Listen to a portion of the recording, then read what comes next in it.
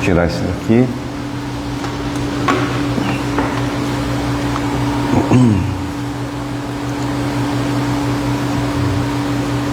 As duas luzinhas azul estão acesas aí? Sim, ao vivo já. Muito boa noite a todos meus amigos ligados na tela do Futsal Carolinense. Sejam todos bem-vindos ao Boleiragem Podcast. Tivemos um pequeno imprevisto, mas vamos iniciar agora. Estamos diretamente do Snacks Beer, estabelecimento parceiro aqui da página, onde o local ideal para você vir tomar aquela cerveja gelada, aquele drink gostoso, aquele tira-gosto de alto nível e se divertir com os amigos, familiares, fazer aquela média com a gata, dá certo também, viu? E hoje quero anunciar também nosso primeiro patrocinador, é o designer Ilmar Martins. Só pelo nome vocês já vão entender que é meu parente, é meu irmão. Ele que fez a arte de divulgação aqui do convidado e também é designer do Ventura, além de outras obras que ele já fez por aí. Então, você que quiser um trabalho profissional, pode entrar em contato com ele. E hoje trouxemos um dos maiores meio-campistas que já tivemos no nosso futebol. É ele, meu amigo Pita Júnior.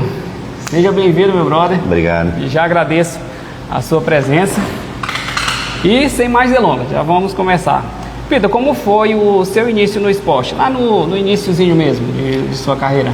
Olha, boa noite a todos os telespectadores. Um prazer estar aqui, em primeiro lugar. Eu estudava no Colégio Batista de Carolina, que foi a minha grande referência, e na época do primário eu não tinha muita oportunidade com o esporte. A gente tinha um professor de educação física muito rígido, muito duro, professor Neuci, ele era da aeronáutica, então ele exigia muito do preparo físico da gente.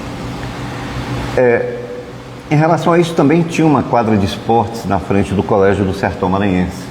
Uma quadra onde eu dei os primeiros passos no futebol e foi um dos grandes ensinamentos da minha vida. Eu poder participar ali, porque ali a gente convivia com diversos tipos de pessoas. Eram pessoas pobres, ricas, todo mundo procurava jogar futebol. E como a gente era proprietário de um hotel, a minha mãe na época, eu ganhei uma bicicleta chamada Monareta, da Caloi. Muita gente aí vai lembrar dessa bicicleta. E como as pessoas mais pobres quase não tinham bicicletas em Carolina, eu me sentia prestigiado com isso, né? Então os colegas, eu pedia vagas para eles para jogar e disse: se você deixar eu andar na tua bicicleta, eu te coloco para jogar. E aí eu comecei os primeiros passos. Os colegas me achavam ruim de bola, na realidade era muito ruim, mas eu sempre fui na minha vida muito observador. E eu procurava observar de perto como os caras jogavam, como eram jogadas. Depois eu passei para pequenos campos, onde hoje é o supermercado Camino. A gente tinha ali no fundo um campo de futebol pequeno, onde a gente deu realmente os primeiros passos. E foi assim que eu comecei, de fato, a entrar no mundo da bola. Depois eu pagava o vigia da quadra, que era um cara que joguei muito tempo com ele, conhecido como Evandro. O Evandro era o vigia, eu pagava ele, 3 horas da manhã ele me dava a chave da quadra, ele acendia as luzes e eu corria sozinho, jogando, me inspirando nos grandes jogadores que havia naquela época. Foi como eu comecei a bater melhor na bola, me posicionar, a chutar da linha de fundo do futsal, que eu fazia gols incríveis nesse ângulo quase do escanteio, porque eu treinava tanto que sabia bater com isso aí. Depois, com o passar do tempo, quando eu comecei a jogar futebol de campo, eu tive a companhia de grandes craques aqui da cidade, tive o prazer de jogar ao lado de grandes craques, que depois eu vou citar, e eu ia às 3, 4 da manhã para o estádio, acendia a luz, eu colocava 2 pneus Monareta, amarrado nos ângulos da trave, colocava 5 bolas e era eu sozinho. Eu chutava e ia buscar a bola, chutava as 5 e ia buscar. E a minha meta era colocar a bola exatamente dentro do pneu, sem que ela tocasse no pneu. E com o tempo, eu fui desenvolvendo isso. Tive a parceria do goleiro Eliomar, que na época também estava começando comigo. E muitas vezes eu treinava escanteio. Sem goleiro eu já colocava a bola dentro do gol em todas as bolas. E com goleiro eu comecei a fazer isso também, né? Então foi um grande início da minha vida, foi dessa forma. Que luta, hein, galera? Aí, Pedro, como é que teve nessa época aí de criança, de adolescência, algum convite para fazer um teste no clube? Não, veja só, hoje, essa garotada de hoje pode se considerar privilegiada, porque hoje você grava um vídeo, manda para fora, os olheiros veem e mandam te chamar, ou vêm te observar, e há diversas peneiras. O Bebé mesmo estava promovendo uma com o Cruzeiro, através de um grande amigo lá de Araguaína, do Esparta, para se pegar talentos daqui e tentar lapidar o jogador para transformá-lo num profissional. Na minha época não tinha isso. Na minha época tinha um cara chamado Pistolão. E eu tive a oportunidade de, quando eu fiz 18 anos, eu ser recrutado por um olheiro do Anapolina, onde eu joguei futebol profissional na Anapolina, e esse cara era vendedor de fumo, era o rei do fumo, por sinal. Então um grande abraço se ele estiver ouvindo e vendo a gente aí. E esse cara pediu para minha mãe para que eu fosse com ele fazer teste no futebol. Eu dizia que jogava muito, um dia ele foi me ver jogar, disse: eu vou te levar. E quando nós chegamos lá, para surpresa, ele me levou para o departamento de futebol da Anapolina e apresentou para o presidente e disse assim: olha, eu trouxe esse rapaz do interior e ele não é amador, ele vai entrar no profissional. Anapolina, só para o pessoal ficar, entendi, é no Goiás? No Goiás. De Anápolis, a cidade mais fria do Brasil, na minha opinião, viu? Porque acabei desistindo do futebol porque eu não aguentava o frio. E então eu comecei, e tinha muitos jogadores naquela época, da minha idade, que estavam lá presentes, e eles ficavam me olhando de longe, se admirando, porque eu tinha a idade deles e já estava treinando profissional, né? Então, foi o passo mais alto da minha vida, onde eu estive no Anapolina, depois eu estive no Goiás também, ao lado de grandes jogadores. Ainda cheguei a dividir muito jogo com o Zé Teodoro, com o Caxias, que era goleiro. Inclusive, eu ia participar de uma troca do Anapolina, aliás, do Anapolina com o Sampaio Corrêa, onde acabaram vindo dois jogadores de expressão, que era o Caxias, goleiro, e o Matheus, que foi o grande nome do Anapolina e que passou muito tempo em São Luís também. Aí eu só me equivoquei. O Matheus e eu, nós tivemos uma contusão antes do fechamento desse contrato, foi onde me arrebentaram o joelho, e o Caxias também acabou fraturando a perna num treinamento. Em cima da lona havia um buraco, ele pisou de mau jeito e acabou fraturando a perna. Aí eu não tive a chance de vir para o futebol maranhense naquela época. Peter, como é que foi para ti subir e jogar no adulto? Porque você, ainda mais saindo nessas condições aqui, você não teve todo aquele preparo, igual normalmente os jogadores têm. Como é que foi chegar lá junto no meio dos caras grandão e ter que se virar? Porrada, muita porrada. Muita gente me chamava de pipoqueiro, porque eu era o tipo de jogador que fazia o futebol arte. Eu nunca fui para o campo para dar pancada em ninguém, e levei muitas. Só que eu entrei numa escola chamada Pé do Muro, que era um campo de pelada do lado do campo do estádio, onde hoje é aquele asfalto. A gente tinha um campo, e naquela época você tinha os jogadores mais parrudos do futebol, que não era um futebol profissional, mas onde a gente estava num espaço de futebol acabado, onde acabou Palmeiras, União, o Comercial. Então estava aquela safra ali começando a aparecer. E a gente tinha jogadores como o Pedão da Tita, que o cara tinha quase 2 metros, era violento.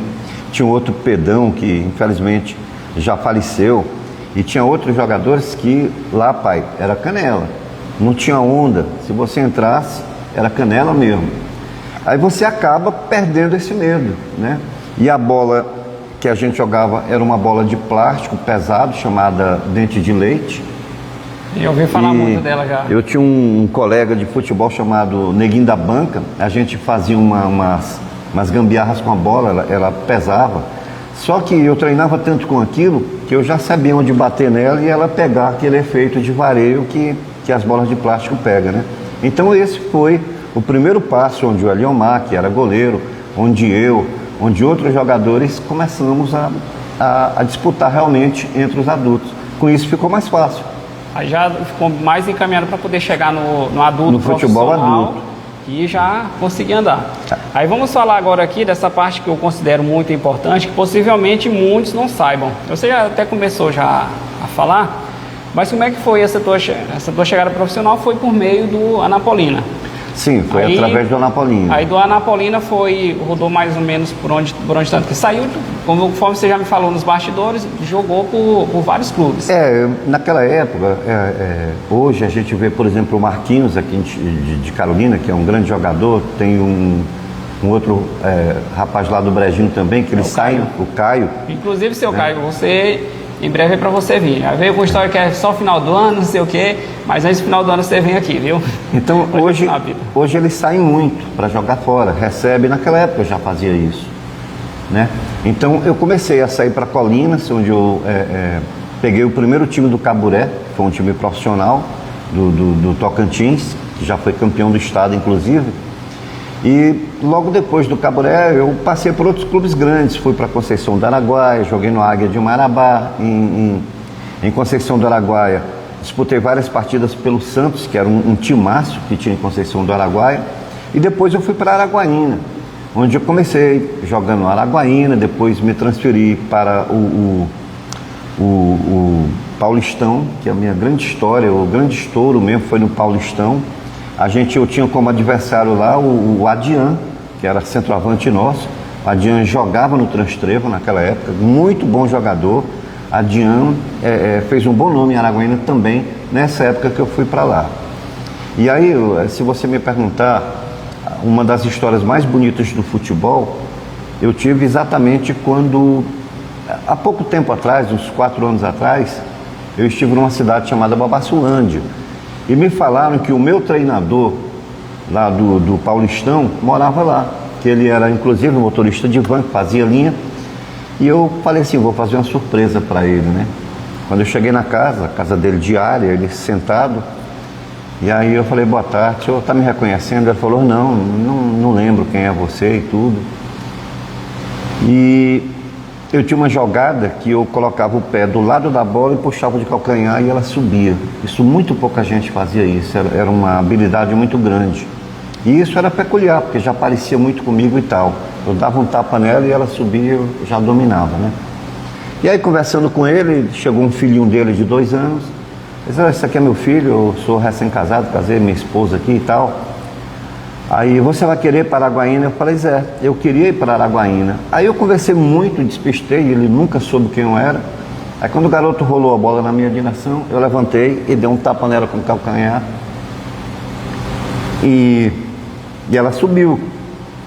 Quando eu fiz isso, ele olhou, Zé o Pita. Zé o Pita. Aí, cara, foi aquela emoção, né? Tipo... assim, emocionado. Quando eu lembro, foi um cara que me incentivou muito na carreira. Ele chamou a esposa, ele disse, minha filha, esse foi o maior craque que eu já vi jogar no Paulistão. Ele morava na minha casa, foi o cara que eu vi mais respeitador de jogador de futebol, porque jogador de futebol não presta, né? A gente tinha essa fama, infelizmente, até hoje. Todo mundo é namorador, todo mundo é bagunceiro, cachaceiro, e eu sempre fui o contrário. Era evangélico, sempre um cara do bem. Então, foi isso.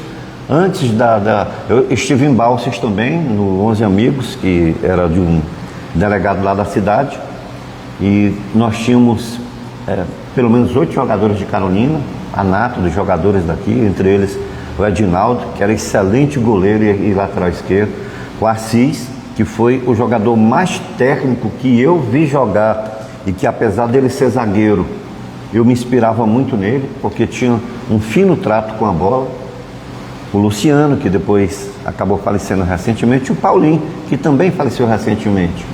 Então a gente tinha jogadores de ponta, Fudeca, lateral direito, e quando foi justamente para me disputar o título de campeão, eu fui chamado para a Anapolina. Foi essa viagem que eu tive que fazer. E aí, no caso, campeão carolinense. Campeão de Balsas, pelo time de Balsas, né? E aí a gente acabou perdendo a decisão lá para o Rio Coco. Tinha o Delay, que era um gaúcho meio loiro, dava pancada até na mãe dele. Grande abraço, Delay. Tinha o Machado, que era centroavante, um dos melhores centroavantes que eu vi jogar. Então, assim, no futebol, o que vale, acima de tudo, é a camaradagem. É você sair de cada lugar e deixar as portas abertas, como eu sempre o fiz em todas as minhas profissões. Sempre deixar um rastro de amizade, de bom trato com aquilo que você faz. Impressionante. Aí, Pita, como foi que você encerrou a sua passagem no profissional? Olha, foi em Araguaína, há pelo menos 14 anos atrás, eu acho que em 1994, se eu não me engano, eu já estava... eu recebi uma homenagem hoje do Veríssimo, né? O Veríssimo era radialista. Sim, que inclusive quem não viu, tá no feed essa homenagem que ele fez, o vídeo lá que ele gravou, esse depoimento, na verdade. Depois vocês confiram lá. E o Veríssimo, com o Jardini Jorge, que era outro cara muito bom de rádio, o Zé Neto, eu admirava muito o rádio. Então eu era jogador do União e eles eram setoristas lá no União. Então praticamente eu dava entrevista quase todas as semanas, para televisão, para rádio. Eles me promoveram muito, devo muito isso a eles. E aconteceram vários fatos engraçados, né? A gente sempre, na liderança ali do União, nós recebemos a visita do Corinthians, que era de Carolina. Tinha vários craques, como o Cocó, que era zagueiro, o goleiro que a gente chamava o Aguinaldo, né? A gente chamava ele de cabeça ruída, Antino, que era um craque do futebol carolinense.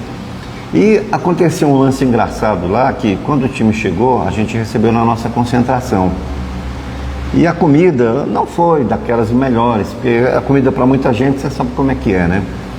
Aí houve alguns jogadores que destrataram a gente, disseram que ia dar de 4 ou 5 no nosso time, porque o time, muito garoto novo, mas era um time profissional, né? E quando a gente começou o jogo, lá no estádio de Araguaína, a gente começou a botar a bola para andar. A bola chegava, tuf, e o pessoal de Carolina ficava correndo atrás da bola. E um time muito bom, Pituca, zagueiro. Sei que no final do jogo o placar foi 5-0 pra gente. Eu acabei fazendo 3 gols, inclusive um gol olímpico e um gol de falta. E quando terminou o jogo, mesmo eu já em fim de carreira, os caras falaram assim: porra, Pita, tu tá andando muito, cara, ou tu tá jogando muito. Eu falei assim: ó, sabe por que vocês perderam? É porque lá vocês treinam cada um por si. Aqui você faz o coletivo. Aqui a gente ensaia as jogadas de futebol. Então no jogo, o cara fala jogada 3, 2. Quando um determinado jogador pegava na bola, você já sabia qual era a jogada que ia sair por aquele lado. Já sabia, tinha um padrão de jogo já definido já e treinado. Inclusive, Pita, eu estou treinando um time feminino aqui, que é do Lucas Wallace, que ele resolveu pegar esse projeto. Depois eu explico melhor para vocês. E o que eu falei para elas, no último treino que tivemos agora, que ia passar um padrão de jogo, padrão de paralela, justamente para esse ponto aí. Quando uma receber a bola, todas as outras já saberem o que fazer. E a partir daí você começa a desenrolar o jogo. Porque na pelada, você joga de qualquer jeito. Às vezes você está num time, o cara sabe, outra hora já não sabe. Não é parâmetro para você, de fato, evoluir. Na pelada eu costumo dizer que você melhora. Com o treino você evolui. E esse é o ponto. Você já tem as jogadas já devidamente ensaiadas, como o Pita falou, fica mais fácil de desenvolver. Aí, Pita, você saiu de Araguaína, encerrou sua carreira profissional. Eu encerrei porque paralelamente eu já fazia jornalismo. Aliás, eu estou fazendo agora em abril também 63 anos de idade, não escondo minha idade para ninguém. Continuo sendo esse cara jovem, bonito, charmoso, cabeça no lugar. Mas eu fiz também 43, vou fazer agora, dia 21 de abril, são 43 anos de jornalismo. Graças a Deus, uma carreira muito bem sucedida. Passei em várias emissoras profissionais, emissoras grandes. Fui correspondente da Globo, fui correspondente do SBT, fui correspondente de várias emissoras do Maranhão e hoje sou correspondente da Record Maranhão, né? Eu faço cobertura aqui, são pelo menos 11 cidades que eu dou suporte. Isso tem enaltecido a minha vida de forma assim bem consistente. Se você me perguntasse assim: Pita, o que você levou de bom e de ruim para o futebol? Do futebol, eu diria que de bom eu guardei as amizades. Eu sofri um acidente 4, 5 anos atrás, que inclusive muita gente percebe minha boca ainda é quebrada, né? Eu sofri fraturas na fronte, no supercílio, no ombro direito, quebrado, joelho esquerdo e os 2 tornozelos. Eu fiquei em coma, foram 3 dias de coma, passei muito mal com isso. E assim, eu aprendi que na vida você é aquilo que você quer ser. E eu sempre alcancei os meus objetivos. Então assim, esse círculo de amizade, o Célio, que joga futebol aqui em Carolina, jogava futebol também em Carolina, pertenceu à liga há muito tempo, me falou assim: Dosivan, para onde a gente sai, quando você chega num lugar com tantos jogadores de referência aqui em Carolina, os caras perguntam primeiro por você: cadê o Pita? Cadê o Pita? Cadê o Pita? E olha, o Assis também foi muito referência nisso, né? E olha que as pessoas reconhecem o talento de muitos outros jogadores. Se você perguntasse qual foi o lado ruim no futebol, eu não tive, a não ser a contusão que eu sofri no Anapolina na época. Um jogador, para fazer com que o colega dele fosse elevado a titular, acabou me quebrando, né? Então foi um período muito difícil para mim, passei muito tempo sem jogar. Mas se você me perguntasse, o único lado triste que eu tenho da história é com relação ao profissional, na minha vida de jornalista, como pessoa. Porque até como jogador de futebol fui muito reconhecido, como jornalista sou reconhecido em boa parte do país, tenho influência com diversos jogadores profissionais, com diversos jornalistas profissionais, mas infelizmente eu não tenho o respeito da minha cidade, que é a parte que mais dói. Talvez por ter sido um homem de muitas mulheres, que foi um erro na minha vida, eu sempre admiti isso, mas até hoje eu sou rotulado por isso. E isso implica, quando você chama alguém para trabalhar com você, para morar com você, as pessoas acabam dizendo: ah, aquele homem é muito galinha, aquele homem namorou muito, é namorador, o cara pega as empregadas. E você fica com esse rótulo, que eu acho um pouco deprimente para a minha vida por isso. Porque, por exemplo, eu tenho 8 anos de separado, 6 anos sozinho. Eu tive talvez 1 ou 2 namoradas rápidas nesse período. Eu não saio da minha casa, você conhece a minha rotina, mas as pessoas ainda continuam rotulando a gente. Foi o único lado triste que eu tive da vida, foi ser rotulado pela minha própria cidade. Mas na parte mesmo esportiva, você não tem, tirando essa parte aí da contusão, o restante você se sente realizado por tudo aquilo que você fez. Cara, se você reunisse jogadores como o Ivo, como o Pita, como o Assis, como o César, que foi outro grande craque de Carolina, a gente tinha muita história para contar. Dariam 1, 2, 3 livros. São histórias muito grandes, histórias que você vivenciou. Foram 40 anos de futebol, né? Então, aliás, 40 anos de futebol não, joguei até os 41 anos de futebol. Isso é muito bacana, porque você vive essas histórias. Hoje eu olho para essa meninada que bebe demais, que falta na hora do jogo, que deixa o time na mão. É falta de responsabilidade e amor com a profissão que você tem.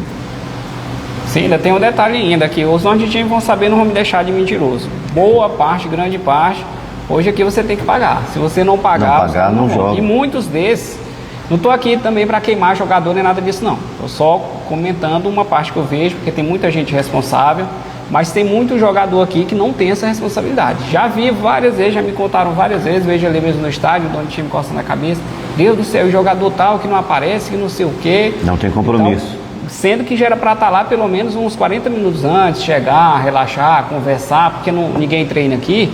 Era ideal chegar e ir conversando e procurando alinhar as ideias. Espero que seja algo que mude, galera. Bora, vamos se conscientizar e vamos buscar fazer essa melhoria. A diferença é que na nossa época a gente ralava, brigava para estar na seleção. Então o nível era muito alto, era muito diferente. Você fazia uma seleção que você já ficava ansioso, será que o meu nome está lá? Porque só tinha craques, só tinha jogadores de pontas. E eu salvei muito a seleção daqui, fazendo gols. Nós fundamos o Ajax, que foi o meu primeiro clube, depois joguei também no Barcelona, e joguei no São Paulo, que era um time de mais de veterano, mas foi pouco tempo, e joguei no Grêmio.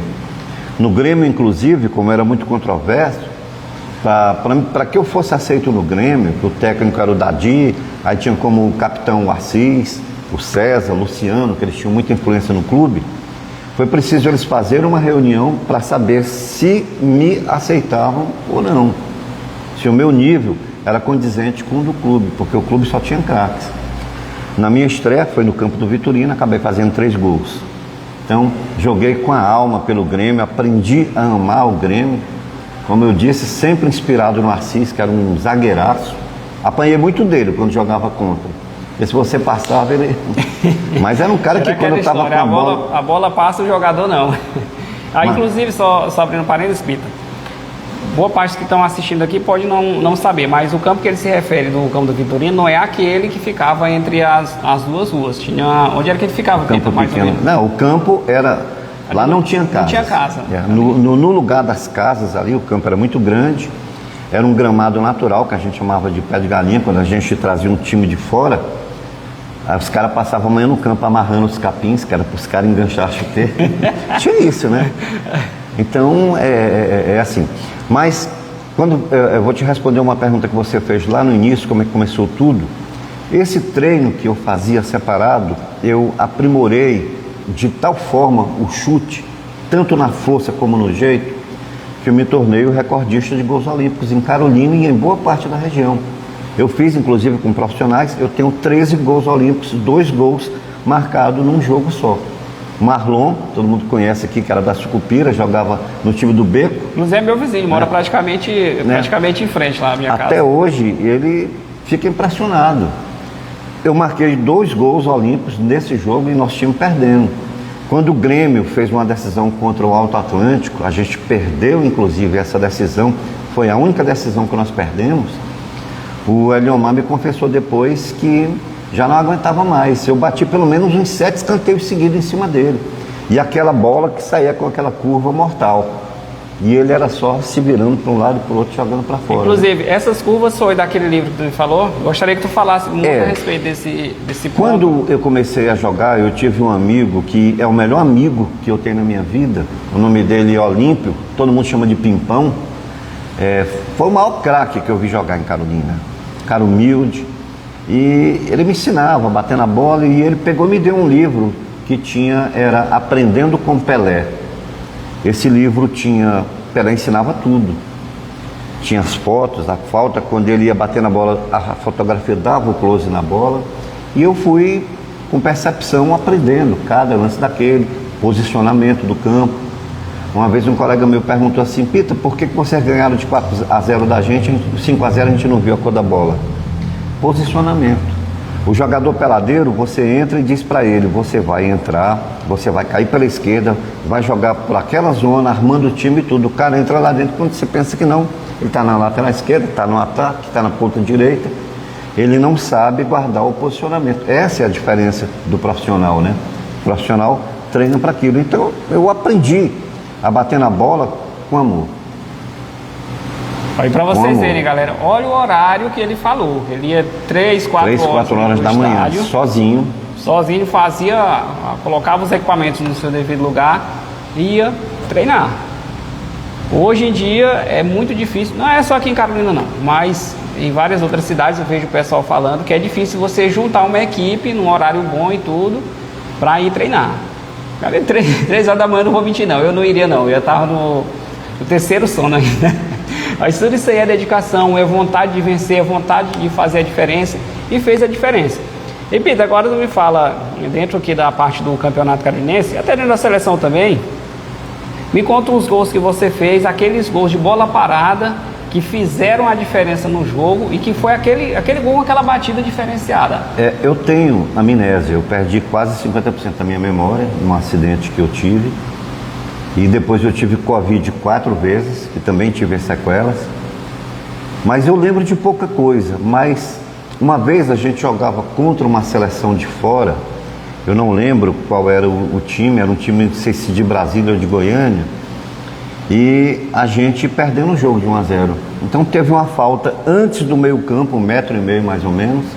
E eu botava, o grande segredo da batida, eu botava o bico da bola para baixo, em direção ao gol. porque o bico é o que pesa mais na bola. Então, quando você faz o efeito, a tendência é ela cair. E eu tomei uma distância de 5, 6 metros, e eu lembro que o Arcir me deu uma bronca muito grande. Eu tinha um apelido de Piché, né? Ele me chamava Piché na época. Dizia, Piché, porra, tu vai bater aqui, tu tá ficando maluco, cara? Cruza essa bola, seu merda. Aí eu virei pra ele assim, E tomei aquela distância, e eu inclinei na hora da batida, e eu soltava com o dorso do pé, e na saída da bola ela escorregava pelos 3 dedos.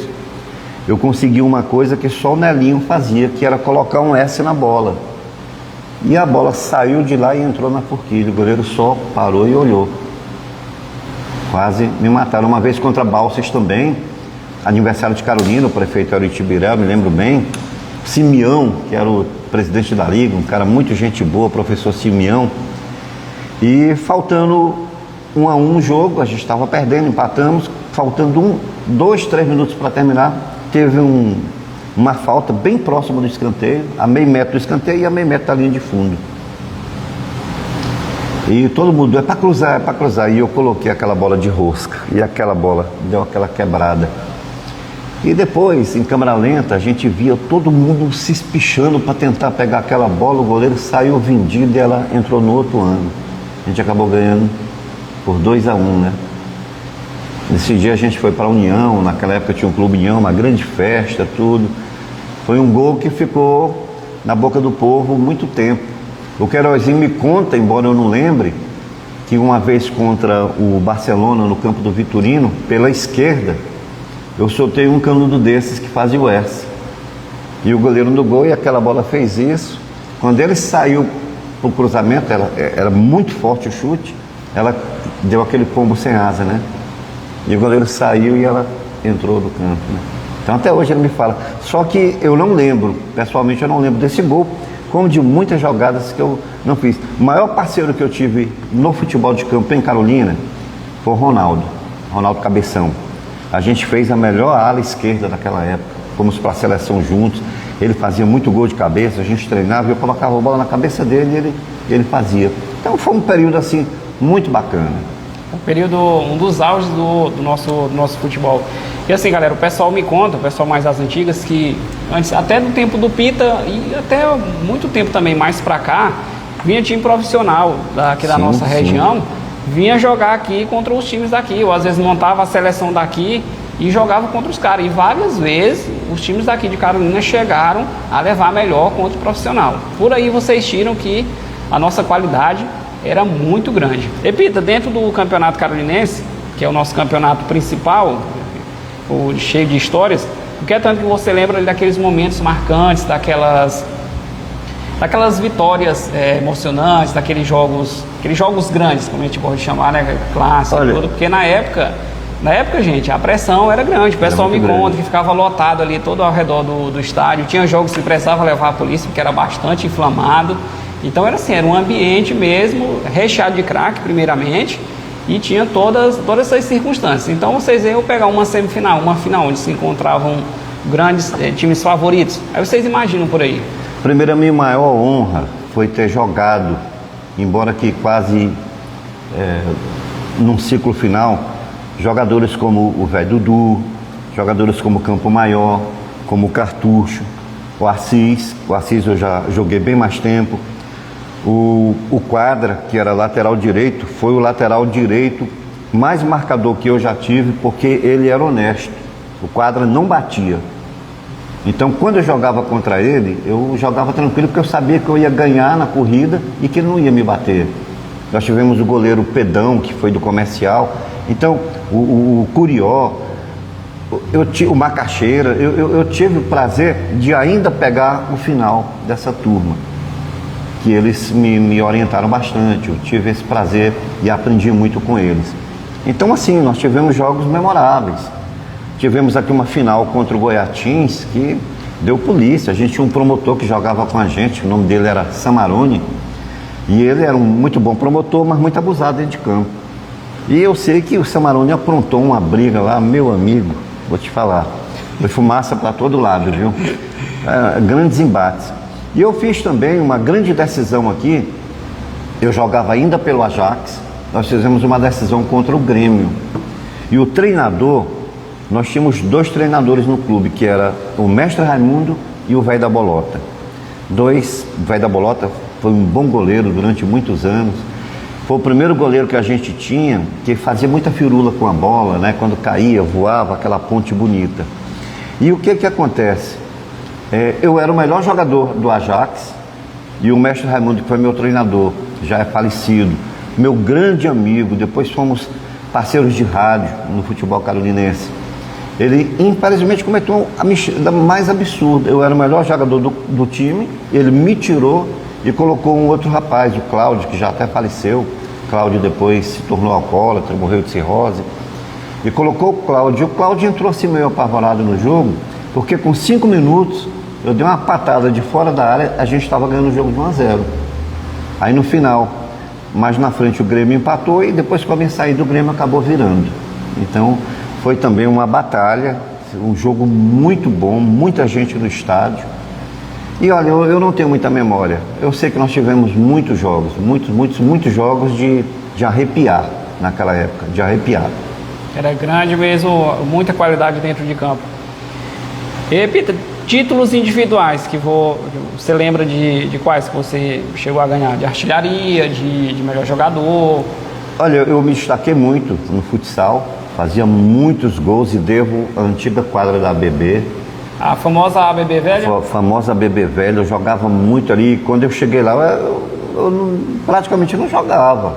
Depois fui melhorando, fui cavando vaga e fiquei entre os caras que mais faziam gols nas peladas. Sempre era tirado por um time. E a gente tinha muitos jogadores bons de bola. Esqueci até de falar do Diógenes, que foi um dos melhores pontas esquerdas que a gente tinha aqui naquela época também. E no futsal, foi o meu grande passo. Depois eu comecei no comercial também, com o Olímpio, Pimpão. A gente formou um time lá no Interclasse e no final a gente foi disputar com a ABB, lá na quadra da ABB. E eu fiz o gol da vitória no último minuto de jogo. A gente ganhou um troféu enorme. O professor Justiniano, que era pai do Fábio Aires, era o diretor da escola, junto com o professor Arlene. E a gente fez um grande time de futsal naquela época. Então o futsal me ajudou muito. Somente a desenvolver essa parte mais técnica, a parte mais técnica. Drible curto, a visão do jogo. O chute violento, eu tinha um chute muito violento de futsal. Aqui era considerado o chute mais violento de Carolina. Era um ala da Constância, chamado Ximenes. O cara chutava pra caramba. O cara era grandão, enorme. Aí tem o Diógenes, Renísio. E eu estava, juntamente com o Cleuben e com o Ivo, entre os 5 jogadores que chutavam mais forte, né? Inclusive, uma vez no comercial, eu dei um chute tão forte, ela resvalou no travessão e pegou numa moça que estava no murinho lá fora. A bola bateu com muita força na boca dela, quebrou um dente dela, a moça desmaiou na hora, porque a bola era aquela pesada ainda. Não é essa bola de futsal que tem hoje, né? É que hoje as bolas são maneiras, né? Principalmente da Cagiva, não é que ela é leve, ela é bem feita, ela se torna bem macia, ela é boa para... Mas em relação às primeiras bolas que tinha pano dentro... Não se compara essa questão de peso. São muito maneiras. A bola da Cagiva ela não chega a ser pesada, mas é aquela bola que ela rola bem dentro da quadra e é muito boa para se chutar. Eu disputei um campeonato de futsal em Araguaína, pelo Rodoviário Caçula, naquela época. Nós tínhamos 16 times participando, inclusive o Tiba, que é meu amigo, os irmãos dele, o Ariosto, Domingo. Inclusive, um grande abraço para eles. O Tiba, aquele que tem os vários campos lá, né? Os vários exatamente. O Tiba jogou na Ponte Preta, jogou no Corinthians. E ele me enfrentou no futsal. No dia que eu entrei, ele, molecão ainda, novinho, virou para mim e disse assim: Pita, pelo amor de Deus, não faz o nome em cima de mim. Então, sempre que eu vejo, a gente brinca com isso. E o Tiba foi craque, é craque ainda. Até hoje ele, se quiser, joga muito. Eu fui o artilheiro desse torneio com 64 gols de futsal, com 16 times participando. O vice-artilheiro ficou com 18 gols, para você ver a importância do que era a magia de você fazer esses gols, de bater de longe, chutar forte.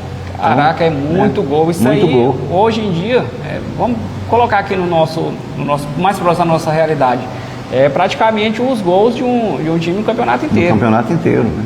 Então, até também no profissional. Se você for pegar numa única competição, como foi o caso. Se você pegar mais competições, aí o número tende a se aumentar. Repita, agora te perguntar.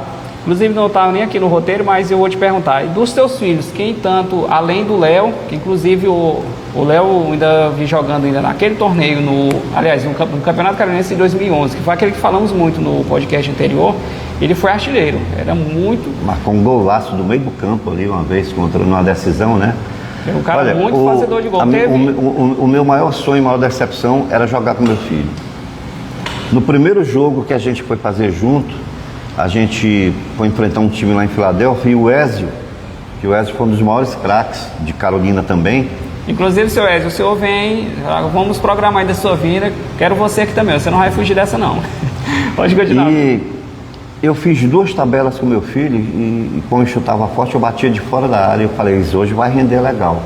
Num lance eu subi de cabeça com o Ezio e quando eu caí com o pé dentro de um buraco e o joelho estourou na hora. O Ezio já me segurou, porque a pancada foi muito grande. Ali foi onde eu realmente arrebentei meu joelho, que até hoje, se eu caminhar de mau jeito, ele sai do lugar e eu caio no chão, né? Então, esse jogo para mim foi um diferencial dele. Depois meu filho se destacou e ele parou cedo porque ele tinha um esporão de galo. Isso, ele inclusive, né? ele fez me falou. Uma cirurgia depois. Eu não lembro onde era que eu estava, se era na ABB, onde que era. Eu sei que ele me falou, eu perguntei a ele, inclusive lembrei, foi na Copa Carolina que eu fiz lá em 2019. Ele apareceu por lá para ver o pessoal jogando, eu perguntei para ele por que ele não estava jogando, fazia tempo que ele tinha parado. Ele falou a respeito disso. Na época ele estava em tratamento ainda, aí depois acredito que parou por completo. Ele parou, já não está mais jogando futebol, voltou a jogar futebol, né, que ele gosta muito. Eu tive o Luan também, o Luan Guilherme, médio volante, raçudo, mas o Luan desistiu fácil, desistiu cedo, né? E o Vitor, que embora ninguém nunca tenha visto muito o Vitor jogar, se colocar de lateral direito, ele é muito raçudo. Mas o Vitor também não herdou muito esse gosto por futebol, né? Quem pegou mais o gosto foi só o Léo, né, no caso. Porque ele falou assim, pai, se um cara me der uma pancada daquela, eu brigo. Então é melhor não tempo. Falando em pancada, Pita, então ficou verdade que você até me falou ontem, como é que era na tua época a parte de cartão amarelo e cartão vermelho? É uma curiosidade interessante para vocês. Eu apanhei muito, porque os caras diziam que eu era boçal, porque eu queria aparecer para a torcida, jogava igual o Vanderlei, o pessoal criticava a gente, que o Vanderlei foi outro dos grandes craques de Carolina, mas é porque a gente jogava futebol arte. E eu era muito rápido. Teve um moleque de São Luís que jogou aqui, eu não lembro o nome dele, jogava no Sampaio, a gente fez uma amizade muito grande e o moleque andava muito. Ele disse, Pita, tu tem muito potencial, tu só tem um defeito. Eu falei, qual é? Tu corre muito. E se tu aprender o que eu vou te dizer, tu vai correr mais ainda. Eu pisava nos calcanhares para correr. Então isso bota muita força. E ele me ensinou a pisar somente nas patas. Ou seja, na ponta dos pés. Aí como é que eu aprendi isso? Demorei, cansei, mas eu aprendi. Qual é a vantagem? Um cara que pisa no calcanhar, enquanto ele coloca o calcanhar para pisar no pé, se você pisa no pé, você já tem impulsão de sair quase 1 metro na frente dele. Então eu corria muito. Quando eu disputava com lateral, eu ganhava todas. E aí é que o pau cantava. Apanhei muito. Tem um cara aqui da minha época, o nome dele é Anjinho. Eu jogava no Vitorino, que também foi um bom período enquanto o campo estava se restabelecendo. E o Anjinho, no intervalo de jogo, pegava nas minhas pernas. Eu tinha as pernas muito grossas, ganhava muito elogio das meninas por isso. Aí dizia assim, essa canhotinha vale ouro. Aí o tempo passou, o Anjinho começou a jogar bola. Foi o cara que simplesmente mais me bateu na vida. O Anjinho não dispensava. E aí como é que era a parte de cartão? Essa parte que o pior de tudo é que você apanhava. O cara dava um cartão amarelo. Depois, se ele continuasse te batendo, lá na frente ele levava o 2º cartão amarelo e a expulsão era um caso mesmo se fosse uma agressão sumária. Então eram 2 cartões amarelos e mais um vermelho. Então é assim, galera, para que vocês entendam, não fiquem na dúvida. Como nós jogando contra o Pita, eu peguei o primeiro cartão amarelo, aí depois eu fui lá e dei uma sapatada nele. Mas não uma pancada para agressão, mas uma pancada que assim, hoje... fora do nível normal. Isso. Hoje iria pegar um cartão vermelho direto. Não, e na época não, era obrigatório eu no caso, pegar 2 cartões amarelos para só então pegar o cartão vermelho. E não era, claro, igual hoje, uma porrada. Hoje na primeira você já vai embora, deu um vacilo, já vai embora, vermelho direto e pronto. Na época, para poder sair esse segundo cartão, você que era luta, né? Tinha que apanhar muito. Apanhar muito. Eu me inspirei muito também no Zé da Guia. O Zé da Guia era um sapateiro, ele era grandão, e tinha um outro cara, na realidade eu ia falar do Pedro Marabá. Acabei me tornando muito amigo do Pedro Marabá, ainda joguei com ele. E o Pedro Marabá, a bola, você chamava ela de pneu número 5. Naquela época, era a bola oficial, pneu número 5. Ele passava sebo na bola e enchia ela tanto que ela não molgava, como a gente fala, nem um pouquinho. Era dura. E aquele negão, a lateral direita, ele dava-se uns tapas de 3D naquela bola, que ela fazia assim, tom, e fazia aquela curva. Ele batia muito no gol, o lateral, mas batia muito no gol. Então eu me inspirei muito nele, aprendendo a bater com a bola cheia e tudo. E você vai aprendendo esses efeitos. Então os cartões amarelos, eles realmente demoravam. Depois houve mudanças na FIFA, essas regras foram caindo, e hoje, se você já cometer a primeira falta violenta, você já pode ser expulso direto, né? Sim. Repita, né, em todo esse tempo de história, embora você não tenha sido famoso, como você mesmo costuma dizer, qual foi assim, o momento mais importante para você? Aliás, reformulando a pergunta, você não foi famoso, mas esperava pelo reconhecimento que você tem hoje, que normalmente as pessoas são reconhecidas quando elas são muito famosas. Ou quando elas morrem. Isso. No caso, eu morri pro futebol, né? Isso. Quando você para. Mas você esperava assim pelo tamanho de reconhecimento que você tem no meio da galera dessa época? Enquanto as pessoas me chamavam de pipoqueiro, de borsal, eu estudava futebol. Como eu te disse, eu estudei o chute da bola. Você fazia um estudo técnico, não era só olhar. Eu não só olhava, eu estudava isso. Então, assim, eu esperava ser reconhecido. Em parte eu fui reconhecido, porque sempre joguei. Quando eu joguei na seleção, sempre fui titular da seleção, sempre fui titular do Grêmio e dos clubes que eu jogava. Agora, assim, até chegar aí, foi difícil. E todo mundo me chamava, tu é pipoqueiro, tu é borsal, tu é isso, não joga nada. Quando eu parei de jogar futebol, cheguei a ficar na prateleira dos melhores jogadores da cidade. Embora eu ache, com toda a justiça, que nós temos craques muito mais relevantes, como o Ezio, como o Vanderlei, como o Juliano, que era um ponta-direita que tinha. Ele era baixinho, o Julião, né? Julião, o nome dele, foi outro que chegou a fazer gol olímpico aqui. Então nós tivemos muito craques, isso é relativo, mas eu tenho certeza de que eu marquei a minha geração, de que eu fui participativo, de que eu fui ativo, porque assim, quando eu entrava no campo, eu era borsal, eu queria jogar para a torcida? Queria, mas eu entrava para jogar, eu entrava para resolver. Não era só para fazer aquela graça, não. De atividade, vou dar um driblinho aqui, voltar a bola para trás, então, ao invés de realmente seguir. Eu entrava para fazer gol, tinha faro de gol. O Edson, da Coca, que teve um depósito de Coca-Cola aqui, o Edson era mais forte um pouco, ele ficava sempre no banco. No time do Grêmio, sempre entrava no segundo tempo. O Edson ainda hoje me fala, ele me chama pelo primeiro nome, do João, rapaz, eu te devo muito gol, porque você botava a bola de rosca, ele já chegava de cabeça. Fazia muito gol de cabeça. E eu, quando jogava de ponta, eu era o ponta que eu pegava na bola, ganhava do lateral, ia no fundo e cruzava a bola. Então, eu chegava a cruzar 10, 12, 15 bolas durante um jogo. Sempre com uma precisão. Sempre com uma precisão muito boa. Porque o chute era aquele cruzamento meia altura, ele pegava, fazendo a curva, pegava o centroavante de frente. Que hoje você vê que não é todo lateral hoje que bate desse jeito, né? Simplesmente ele chuta para dentro da área. Isso. Então você tem que tirar aquela curva para pegar o centroavante e vir de frente. E o Jonário, esqueci aqui do Jonário, que era outro grande craque, a gente tinha uma jogada ensaiada no Grêmio, ele pegava a bola, dava uma rodada e já jogava no vazio da esquerda, porque ele sabia que eu chegava nela. Então eu joguei muito com o Jonário, nesse jogada pelo lado esquerdo, eu conseguia fazer muita jogada, porque tinha esse trabalho lá. A gente não ensaiava, mas se entendia dentro de campo, né? É o chamado, tem um termo hoje, eu não sei se se aplicava na época, chamado jogo de dualidade. Por Sim. exemplo, se você e atacante eu sou meio campo, já vamos fazer esse trabalho de jogadas para eu poder te achar. Eu já sei que eu vou dar a bola em determinado ponto, já sei que você está no ponto futuro, isso. Que a gente chama. O Jonaro, naquela época, é o que a gente chamava de carregador de piano, que era o jogador que pegava a bola de trás e armava a construção do jogo.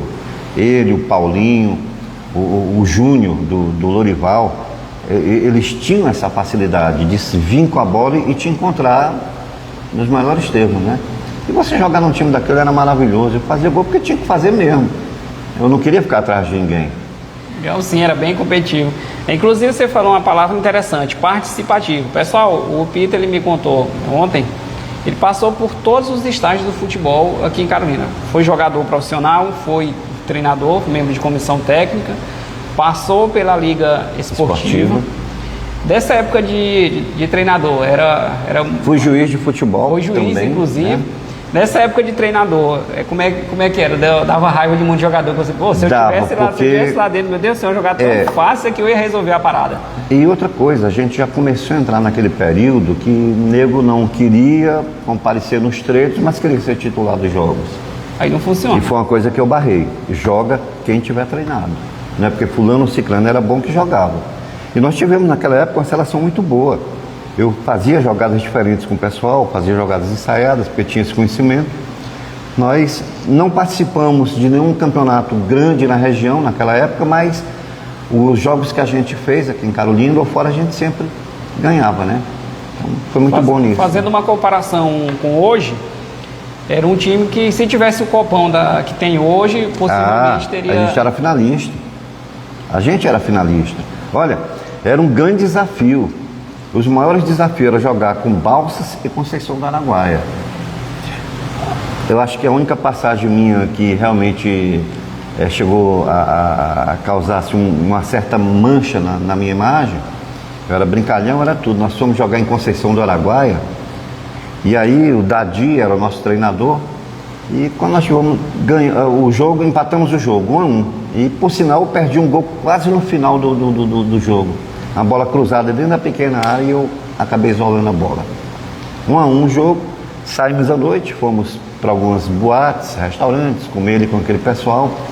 Aí o nosso treinador, que era o Dadia, falou assim: ó pessoal, meia-noite, todo mundo no hotel, que nós vamos sair 4 horas da manhã em ponto. Ah, meu amigo.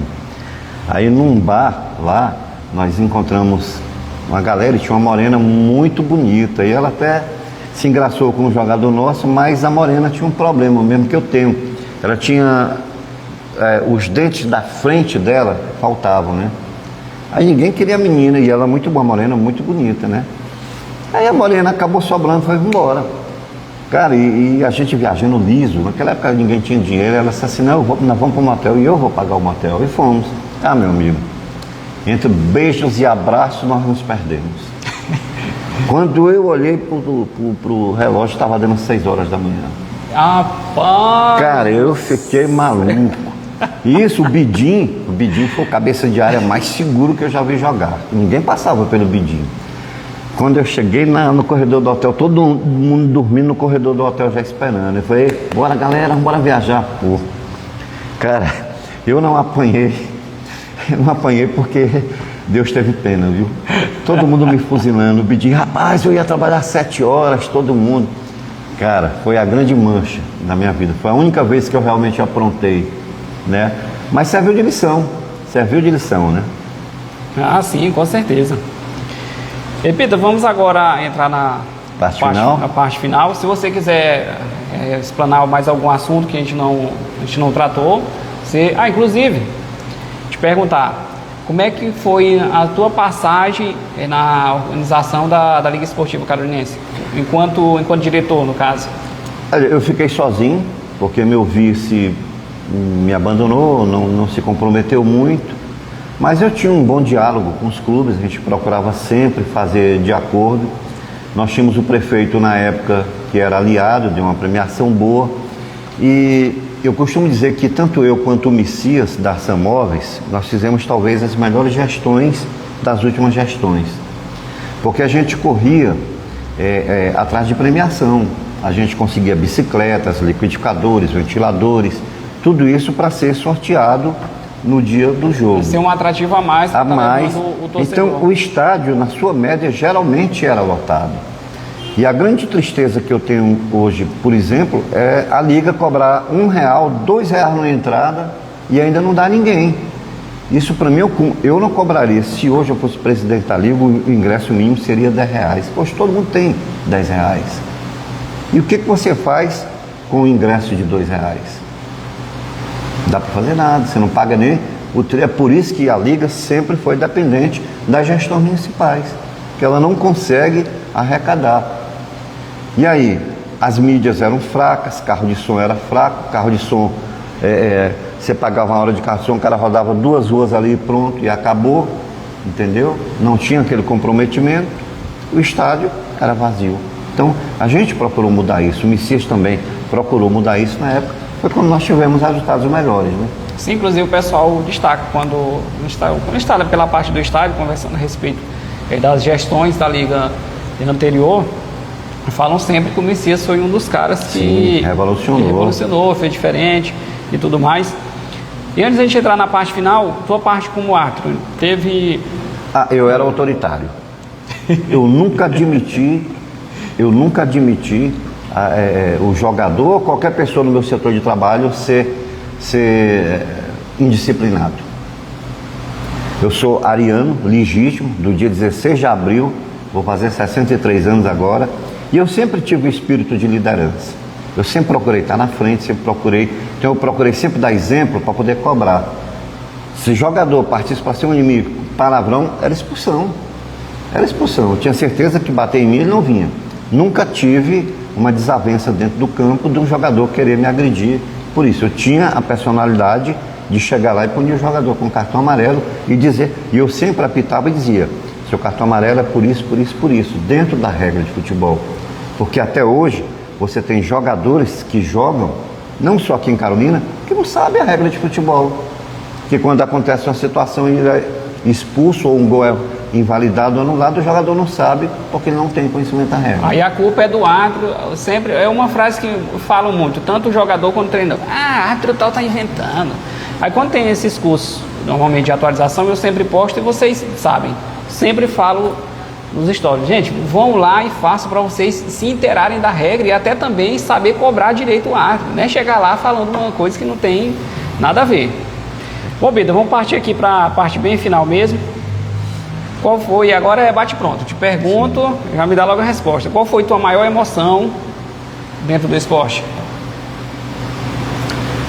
A maior emoção que eu tive dentro do esporte foi a amizade que eu adquiri com o Olímpio, Pimpão. Ele era o craque da escola, eu admirava aquele cara até um dia que eu tive a maior alegria da minha vida de saber que eu era primo dele. Então, para mim, aquilo foi o máximo, foi a minha referência no futebol, ele, o Pelé e o Zico. Então são esses seus ídolos. E qual foi o melhor time que você jogou nessa época? Eu sei que jogou em timaços, mas assim, o primeiro que você lembrar tá valendo. Grêmio. A gente jogava com paixão, né? Grande diferencial para o jogador se esforçar para poder buscar um resultado. E qual foi o melhor jogador que você jogou e qual foi o mais chato também? Chato assim, daquele batedor, daquele gozador demais, daquele cara abusado mesmo. Olha, quando eu jogava no Caburé, eu conheci 2 caras. Um deles jogava no meu time, Popó. Eu nunca mais, Popó, se você estiver vendo a gente aí, um grande beijo. Popó era mais forte, era mais gordo, já estava de idade já mais avançada. Ele brigava com o time todinho, o adversário. Ele disse, pode bater, se passar aqui eu mato. E era pancada, ele impunha muito respeito, né? E o Babal também é de Colinas. Babal era baixinho, depois, eu não sei, nós nos separamos assim, ele e Juscelino era um outro craque lá do Caburé, Juscelino me apoiava muito, a gente jogava muito, e o Babalzinho batia muito. Enfrentei o Duílio, que também era do Imperatriz, que Duílio era um cara super violento, assim, era um cara duro, ele não era desleal, mas era duro. E eu, até no jogo, acabei... me colocaram no jogo para causar a expulsão dele, porque o cara batia em todo mundo e amedrontava o nosso time. Isso era um jogo entre Caburé e um outro time que eu não lembro pelo campeonato tocantinense. E naquele pau vai, pau vem, ameaçando todo mundo, de bater em todo mundo. Quando o goleiro deu aquela bola para cima, que ela vem para cair na gente, ele me agarrando aqui e eu, enfiei o dedo por trás nele. Ele entregou. Meu amigo, o cara virou e me deu aquela cotovelada quando o juiz foi olhando. Então você tinha que ter essa malandragem, né? Sim. Vou te matar, o juiz expulsou ele, vou te matar lá fora. E qual eu falei, foi? que é isso, cara? E qual foi? A gente sabe que no meio dessa bola tem muito cara da resenha, muito cara da zoeira. Você lembra qual foi assim, o jogador mais resenha, mais sem vergonha que você já jogou? Almi. Almi? Não é só na bola não, viu? O Almi é o maior resenha que eu já conheci na vida. O Almi realmente é um cara diferenciado. É meu irmão, amo de coração, é o cara mais resenha. O Almi, você não dá um bote no Almi por nada. Não, o Almi é diferenciado mesmo. E qual foi a conquista mais importante da tua vida? Eu falo em termos de campeonato. De futebol? Sim. Olha, eu tive tantas conquistas por onde eu passei. E nesse momento seria até difícil, mas talvez a conquista mais emocionante para mim foi a última. Quando eu encerrei no União, o campeonato aqui estava continuando. Eu ainda fui o artilheiro aqui com o Marcinho, que é outro craque aqui do futebol carolinense. Inclusive vem também aqui, que é um dos caras que eu admiro muito, gosto muito de ver amo o Marcinho de coração. Meio campeiro de qualidade incomparável. Marcinho, grande beijo.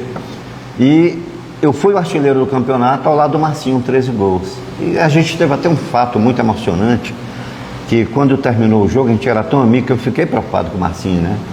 E ele saiu pro vestiário chorando muito. E eu não dava R$60 numa calça, mas dava 300 numa chuteira. Minhas chuteiras sempre eram cobiçadas. E eu peguei a chuteira que eu estava encerrando, que eu trouxe inclusive lá do União, e no vestiário, aquela palavra de conforto, eu disse para ele, Marcinho, você hoje talvez seja o melhor jogador de futebol catarinense. E eu quero que você continue. E essa chuteira aqui é para você continuar. E ele...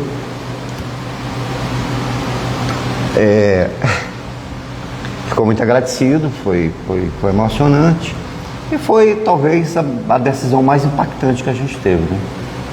É sempre um ato que eu acho muito bacana, o cara dá uma chuteira, dá uma camisa. Eu ajudei muita gente, muita presente gente. Eu vejo que ali é um presente de grande valor sentimental. Repita, qual foi a tua derrota mais dolorosa que você lembra aí?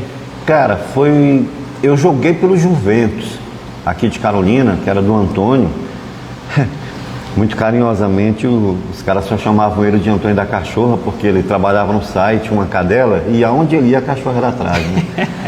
E o estádio tinha passado por uma reforma, e eles fizeram um sulco, exatamente no meio da área, terminando o inverno já, da penalidade até o meio da área, né? E eu fui bater um pênalti pela primeira vez. Os meus filhos iam me ver numa decisão de penalidades. E nesse pênalti, quando eu corri, eu pisei dentro dessa vala e a bola mal chegou no gol. Cara, eu vi a decepção nos olhos deles e dos outros companheiros também, né? O Juventus, até o Antônio falou, cara, o último título que a gente podia ter ganho. Joguei pelo CCA, do Souza, que também foi uma outra grande equipe, a gente brincou muito. Essa foi a maior decepção. Entendo. Um sonho ou objetivo conquistado nesse meio da bola? Ter sido campeão tantas vezes. Você ser campeão é teu prêmio máximo. Você ser reconhecido como o melhor jogador, ser reconhecido como um cara que é alto ali dentro do esporte, isso não tem preço. Eu não fui tão reconhecido na minha cidade, mas mesmo assim muita gente aqui ainda me reconhece como um bom jogador, né? Como um jogador mediano, né? Que eu fui. Não fui craque, gente. O tanto de gol que você fez, vou deixar a modéstia à parte, foi craque sim. E pra gente fechar aqui, eu gostaria que você deixasse um recado. Ou qual recado você deixa para os jogadores mais novos que estão começando hoje e que querem aí, quem sabe, chegar no profissional, ou mesmo que não chegue no profissional, mas que seja bem realizado igual você foi. Embora você tenha ido pro profissional, claro. Obedeçam seus pais, em primeiríssimo lugar, sejam tementes a Deus, e seja um parceiro, seja um irmão do seu companheiro. Porque na vida, Léo, ninguém sobe sozinho. Ninguém faz nada sozinho. Ninguém sobe sozinho. Eu sei, eu queria até sair um pouco do roteiro, eu sei que muita gente que talvez não me conheça tão a fundo, tão intimamente, talvez até passe a me respeitar mais daqui para frente. Eu sou aquele cara que, quando errou, eu soube pedir perdão, e isso é essencial. Quando você erra, você tem que saber reconhecer isso. E eu queria deixar um agradecimento especial aos melhores amigos que eu tive no futebol. Foram tantos. Eu formei uma parceria muito boa com o Carazinho, que hoje mora em Brasília. Conheci jogadores super importantes, como o Cleuber, o Assis, o Louro, o Paulinho, o Jonário, o Vanderlei, um irmão para mim. Então, assim, agradecer a todas essas pessoas e também ao futebol da região inteira, aqueles caras que dividiram o campo comigo, os que foram adversários com honestidade. E talvez o cara mais violento que eu tenha conhecido, ele seja de Araguaína. Romildo, o nome dele, um zagueiro que ele tem um queixo torto, porque ele metia a cara na botina do camarada. E todo mundo tinha medo do Romildo. E quando ele jogava contra mim, a gente se marcava assim e ele encostava para mim: craque, jogue a sua bola, eu não vou encostar em você. Eu falei: por quê, meu? Você é craque, você é diferenciado. Ele nunca me bateu.